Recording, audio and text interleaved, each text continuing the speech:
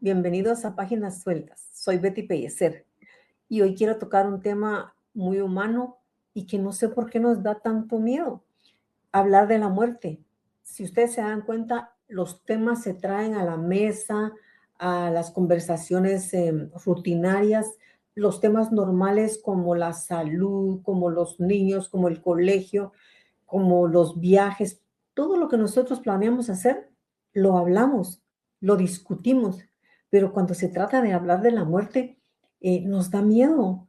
Y tal vez porque sabemos que no tenemos el control, tal vez porque no sabemos hacia dónde vamos, tal vez porque pensamos que hablar de la muerte la atrae, pero no debería de ser así.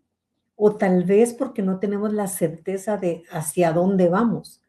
Y dependiendo de la religión o de la fe que nosotros tengamos, pues así es donde vamos a estar, según lo que uno crea. Y eso es lo que le va a dar a uno paz.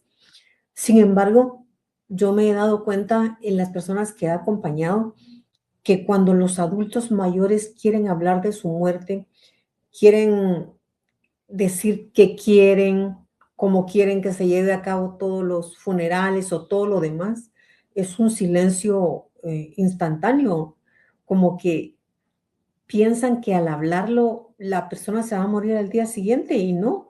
¿Por qué creen ustedes que pasa eso? ¿Qué nos da miedo? Nos da miedo que va a traer mucha tristeza, nos da miedo dejar sembradas en las demás personas esa inquietud de que pronto ya no voy a estar, nos da miedo ver qué va a pasar cuando no estemos.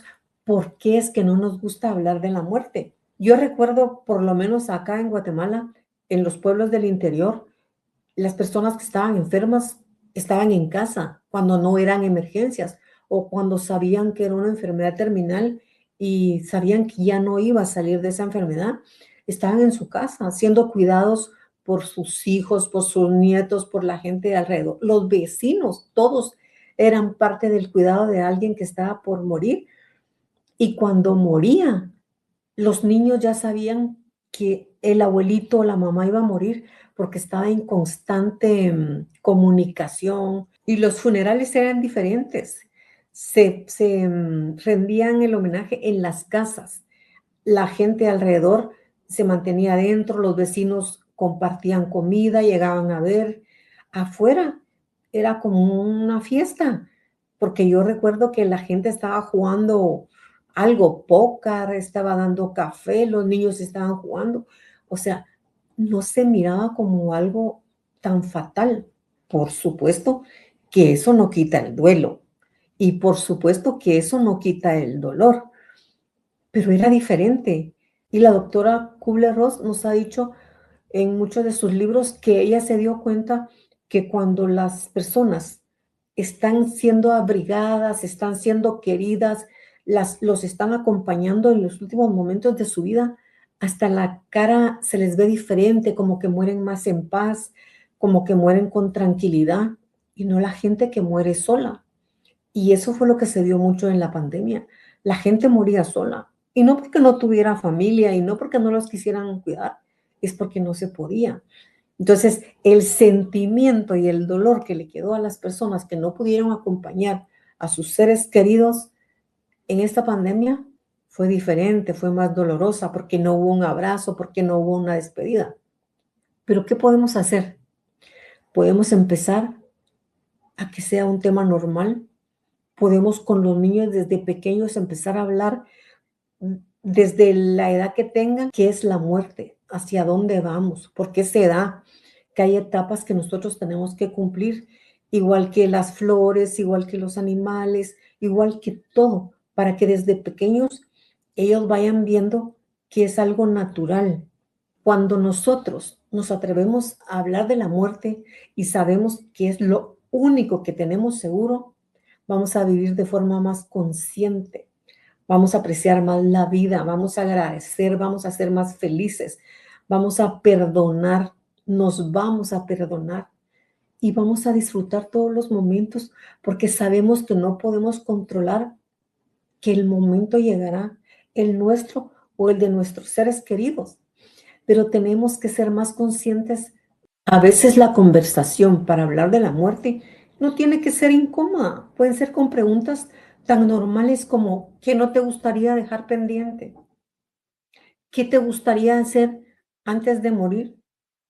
Hacer planes, una lista, 5 cosas que quiero hacer antes de morir porque sé que voy a morir. Entonces, todas estas cosas que se pueden ir hablando de forma tan natural para que no sea un tema tabú, sino que empezar a hablar. Hoy en día, gracias a la tanatología, creo que esto se ha abierto más y se habla con mucha más claridad, con mucha más conciencia. Esto no quiere decir que nos va a dejar de doler.